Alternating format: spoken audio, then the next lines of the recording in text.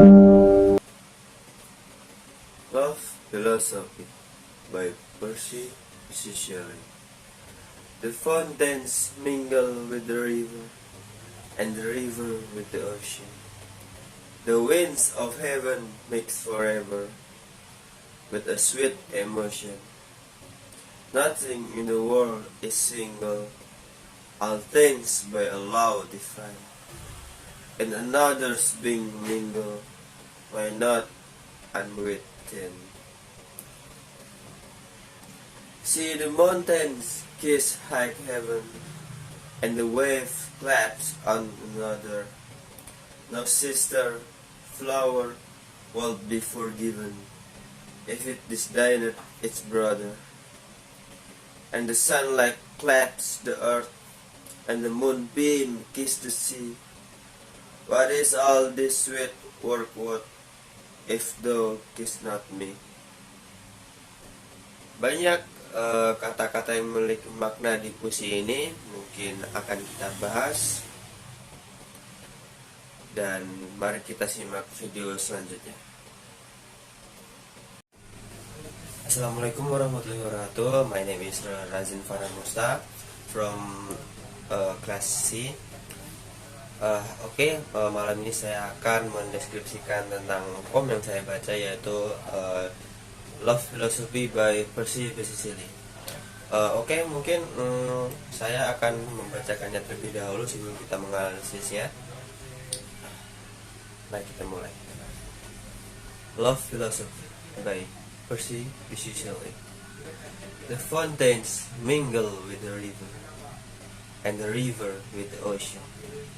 The winds of heaven mix forever with a sweet emotion. Nothing in the world is single, all things by Allah defined, and another's being mingled, why not I'm with time? See the mountains kiss high heaven, and the wave claps on another. No sister, flower will be forgiven, if it disdaineth its brother. And the sunlight claps the earth, and the moonbeams kiss the sea. What is all this sweet work worth, of thou kiss not me? Itu poem yang saya bacakan. Mungkin beberapa orang membacanya dengan cara yang berbeda. Ada yang membacanya dengan nada yang tegas, sedih, ataupun bersemangat. Mari kita ulas bersama-sama. What is about? Love Philosophy poem is a romantic lover's playful argument, putting forward his case for the union of love. Natural imagery and strong rhyme appeal to the reader's sense, presenting the relationship as something in nonsense, simple and inevitable philosophy. Here means an argument or way of thinking. And then, overview. The first stanza begins with the description of the natural world mixing with itself and passage. This as a good example for the poet and their beloved. This is addressed by the tender and stately archaic T. What is then painted is a picture of an airy, nature-loving poet, describing the skin in front of him and his fellow walker. He then draws a lesson from it, turning to speak to his silent beloved. In the second stanza of Love Philosophy, this address is intensified in the poet instruct the reader in the position of the beloved to look around and see the mountains kiss high heaven. In in stanza 2, the genial playful invitation of kiss is an easier finish that the hope to mingle in each other's being. A rhetorical question at the end of each stanza begs a response of some sort. Surely the poet hopes a wordless one. Romantic and romantic poetry. Our modern use of the word romantic relates to an idealized sort of love, more specifically to the state of being in love, characterized by powerful, irresistible emotion, gift-giving, the idealization of a beloved, and the prioritization of the relationship above everything. However, the pursuit of the Romantic poets was not just restricted to describing love. William Wordsworth defined poetry as the spontaneous overflow of powerful feelings in his refer to the lyrical ballads. One common theme is the experience where understood by romantic poets struck their effect on personal emotion. This is partly where our modern romantic love idea comes from. However, poetry by Wordsworth, Shelley, and Coleridge often shared other hallmark characteristics. For example, the use of natural imagery and simple verse form, as this poem by Shelley included all of this. It is a good example of romantic poem. Form and structure. Love philosophy has a trochaic meter, a pattern of stressed then unstressed syllables, with 4 beats in the first 3 lines of each quatrain and 3 in the fourth. The 2 stanzas are each a pair of alternately rhymed quatrain rhyme AB, AB, CD, CD. There is a strong relationship with the archetypal ballad meter used by many romantic poets. The trochaic meters also give the poem slightly heavy, dreamy feel when read aloud. Particularly since 10 of the 16 lines are full trochaic. Dissyllabic rhyme like ocean, emotion, or heaven, forgiven. Several lines begin with extra upbeat, properly colored and analytic syllable as it extends the normal length of a line. This slight irregularity helps the poem feel spontaneous despite the cleverness of its composition. And then we talk about language. The natural imagery in this poem, relatively simplistic and uncompleted, contains river and ocean, are all unmodified and free from described flutter. The winds of heaven and high heaven can scarcely be called richly descriptive. Moonbeams, mountains, and the sea are also unmodified. I think there is a nonsense about this sort of language, fitting the skin of 2 lovers on a hilltop. He needed not describe what we can see with our own eyes after all. This nonsense continues in the description of sister flowers and its brothers. The relationship the poet imagined between flowers and fraternal and flowers is fraternal and childish. So the word disdain feels out of place as the idea of aloofness between siblings. Perhaps the use of thin and tall rather than you and you also reinforce this. In Shelley's day, tea and thou were still in use but less so among.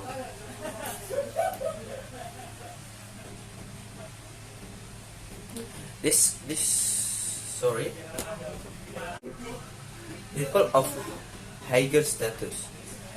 Repetitive use of claps describing how the wave hold on another and how the immaterial lights of the sun seem to touch the earth bring this very physical world to the fore. It certainly has a sensual, if not sexual, connection, but its effect is rather more repetition to pursuit rather than shock. After all, if everything in nature claps freely, and if the elements around mix with one another so readily, even obeying the command of God, if, unlike Shelley, his readers still believe in God's command to procreate, then turning down the poet's request for a kiss is like disagreeing with the laws of nature and God, isn't it?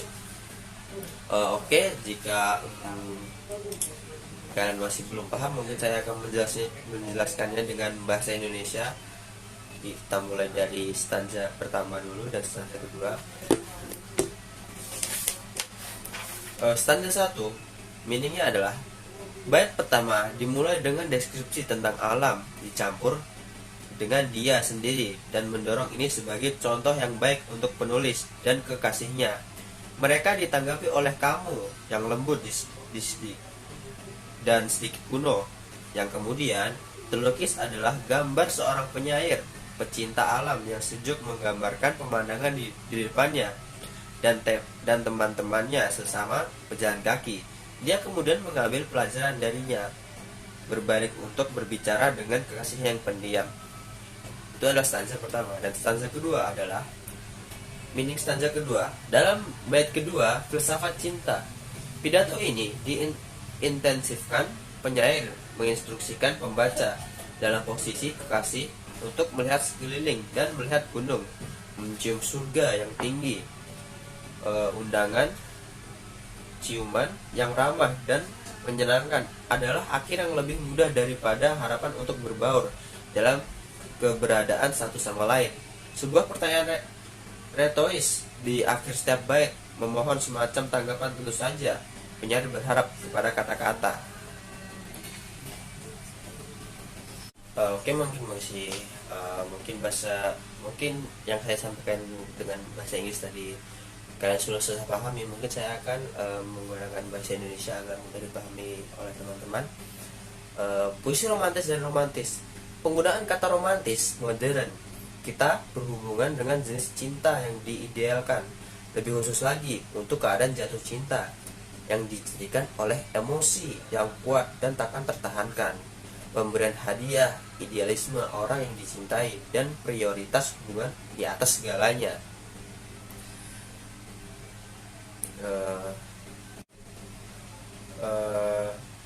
Namun puisi para penyair romantis tidak hanya sebatas menggambarkan cinta. William Wordsworth mengidentifikasikan puisi sebagai luapan spontan dari perasaan yang kuat dalam kata-kata yang ada dalam puisi. Salah satu tema umum adalah bahwa pengalaman dipahami oleh penyair romantis melalui efeknya pada emosi pribadi. Dari sinilah sebagian ide cinta atau romantis modern kita berasal. Namun puisi oleh Wordsworth, Shelley, dan Coleridge seringkali memiliki ciri khas yang sama. Misalnya menggunakan citra alam dan bentuk syair sederhana. Karena puisi Shelley ini mencakup semua ini. Ini adalah contoh yang baik dari puisi romantis. Kemudian bentuk dan struktur. Love Philosophy memiliki meteran tokai, pola suku kata yang ditekankan, kemudian tanpa tekanan dengan 4 ketukan di 3 baris pertama setiap kuatrain dan 3 di baris keempat. Kedua bait tersebut masing-masing merupakan pasang kuatrain. berirama bergantian, berirama AB AB, CD CD. Ada hubungan yang kuat dengan meteran balada balada pola dasar yang digunakan oleh banyak penyair romantis. Meteran prokaik yang memberi puisi itu sedikit berat, perasaan melamun ketika membacanya, terutama karena 10 dari 16 baris adalah prokaik penuh.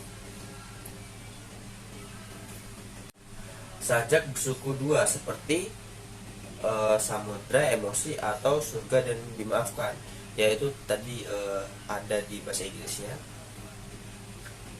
Beberapa baris dimulai dengan tambahan upbeat, disebut suku kata anaklektik karena memperpanjang panjang normal sebuah baris. Ketidakteraturan kecil ini membantu puisi itu terasa spontan terlepas dari kepintaran komposisinya. Bahasa, gambaran alam dalam puisi ini relatif sederhana dan tidak rumit. Contohnya air mancur, sungai, dan lautan. Semuanya tidak dimodifikasi dan bebas dari kekacauan deskriptif. Angin surga dan langit tinggi hampir tak bisa disebut deskriptif yang kaya. Moonbeams, mountains, dan sea juga tidak dimodifikasi. Saya pikir ada kepolosan tentang bahasa semacam ini cocok dengan adegan dua kekasih di puncak bukit. Lagi pula dia tidak perlu menggambarkan apa yang bisa kita lihat dengan mata kepala sendiri. Kepolosan ini berlanjut dalam deskripsi saudara perempuan, bunga, dan saudaranya.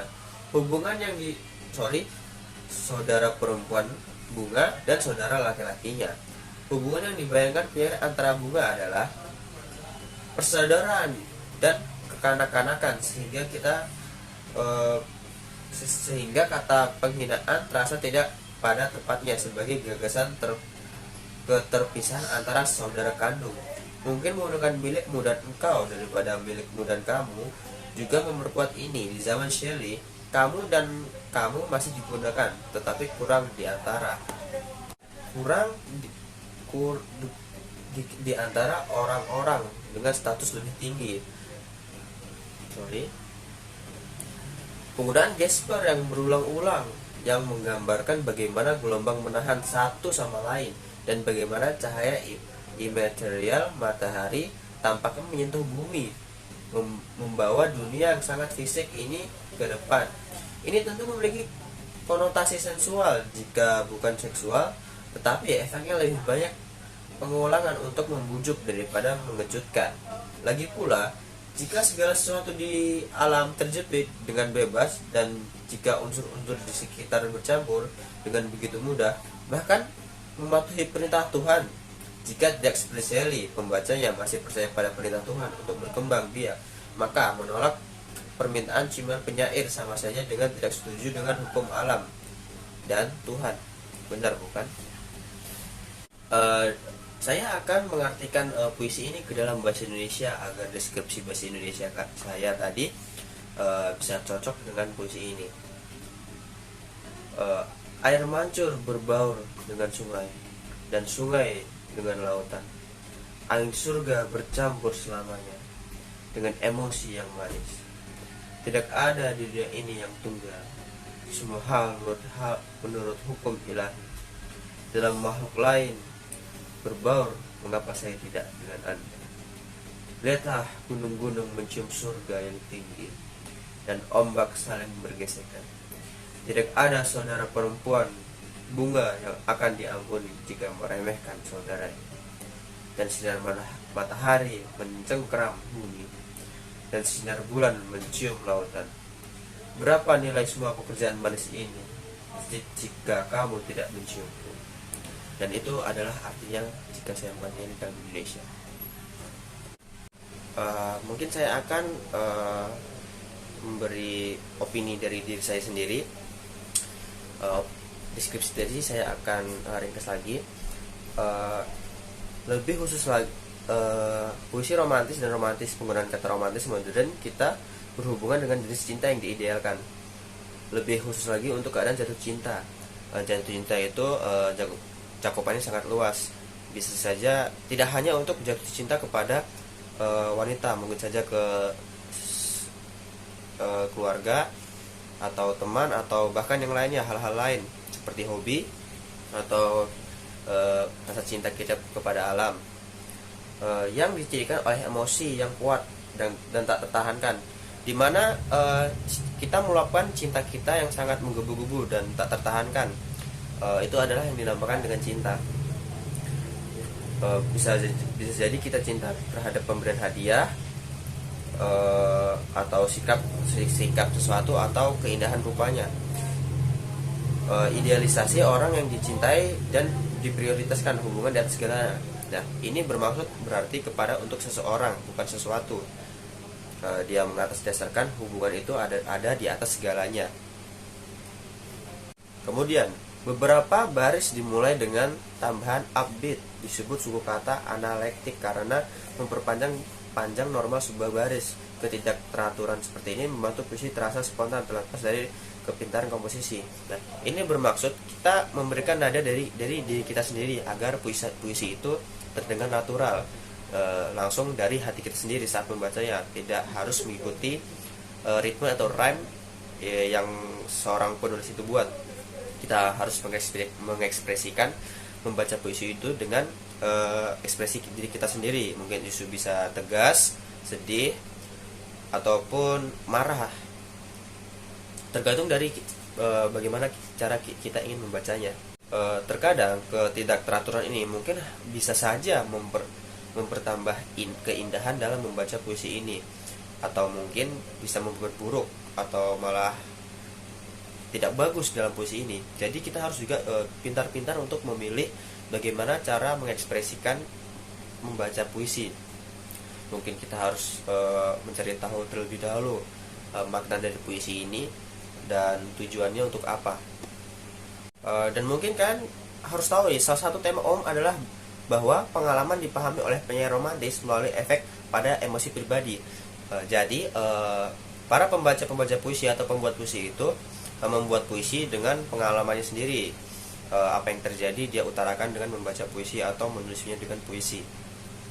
Jadi puisi itu tidak direncanakan, tetapi maksudnya tidak direncanakan dengan langsung, tapi secara tidak langsung dengan menulisnya dengan inspirasi dari kisah hidupnya mungkin, atau tujuannya dia mengekspresikannya kepada puisi, tidak bercerita.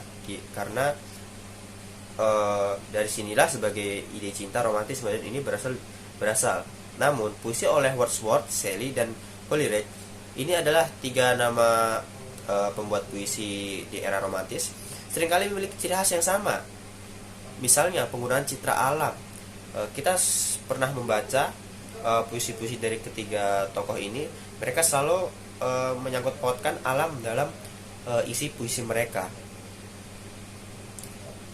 Karena puisi Shelley ini mencakup semua ini, yaitu semua ini adalah contoh yang baik dan puisi yang romantis. Kembali ke bentuk dan struktur. Filosofi memiliki meteran trokaik, pola suku kata yang ditekankan kemudian tanpa tekanan, dengan 4 ketukan di 3 baris pertama setiap kuatrain dan 3 di baris keempat. Kedua bait tersebut masing-masing merupakan sepasang kuatrain berirama bergantian, berirama AB, AB, CD, CD. Ada hubungannya yang kuat dengan meteran balada, pola dasar yang digunakan oleh banyak penyair romantis. Meteran trokaik juga memberikan puisi itu sedikit berat. Perasaan melamun kita membacanya, terutama karena 10 dari 16 baris adalah trokaik penuh. Sajak bersuku 2 seperti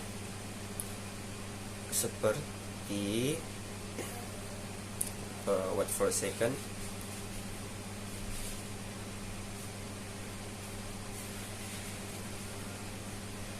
Seperti like ocean, emotion, or heaven forgiven.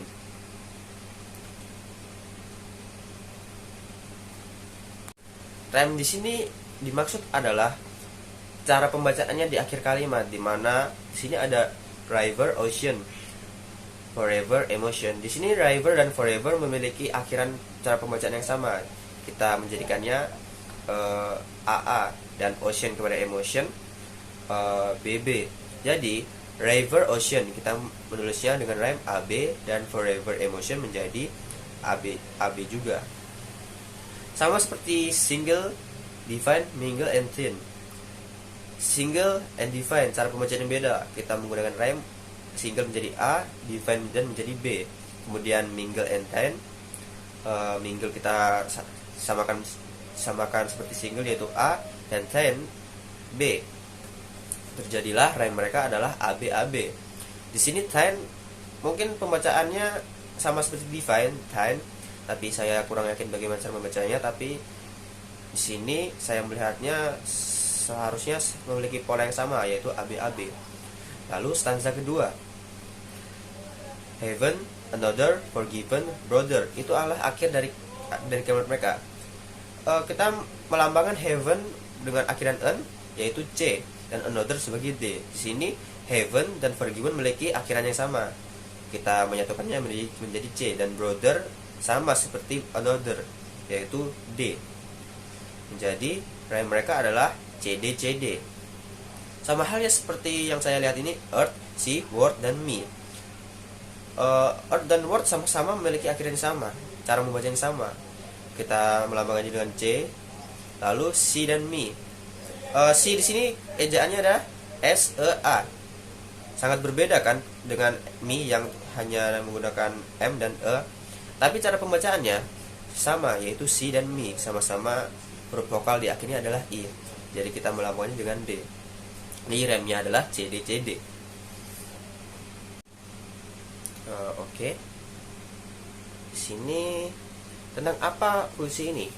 Puisi Philosophy of Love adalah argumen kekasih romantis mengedepankan kasusnya untuk penyatuan cinta. Citra alam dari rima yang kuat menarik indera pembaca, menghadirkan hubungan ini sebagai sesuatu yang polos, sederhana, dan tak terrelakan. Di sini berarti argumen atau cara berpikir. Maksudnya di sini argumen kekasih romantis mungkin ini adalah ungkapan dari seorang penulis untuk wanita yang dia cintai. Jadi dia mengutarakannya kepada puisi, mengutarakannya melalui puisi. Dia menggunakan citra alam dan rima yang kuat menarik indera pembaca. Penulis ini menyangkut pautkan rima yang menarik dari alam untuk membuat para audiens atau para pembacanya tertarik.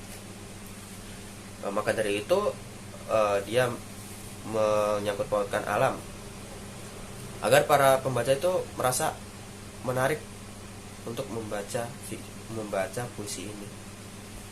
Kemudian kata-kata di puisi ini tidak begitu susah untuk dipahami. Bisa kita sebut kata-kata di puisi ini lumayan sederhana untuk kita memahaminya. Mungkin hanya ini yang bisa saya sampaikan, yang bisa saya deskripsikan dari puisi ini. Kurang dan lebihnya mohon dimaafkan. Sekian dari saya. Assalamualaikum warahmatullahi wabarakatuh.